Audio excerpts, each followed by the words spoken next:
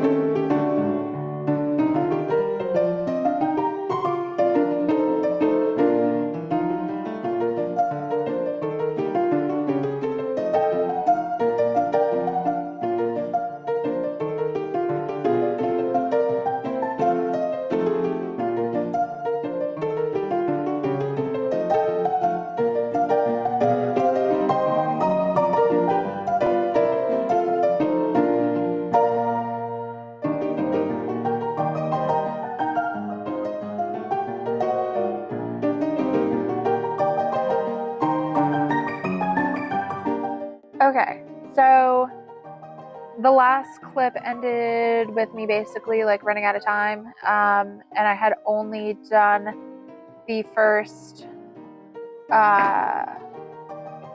set on that last row, which was 6 half double crochet increase. I ended up doing the other 2 sets of 6 half double crochet increase all the way around. So it ends looking like this. So if you'd like more crochet content, you can check out this video right here, and I will see you guys in the next one. Bye!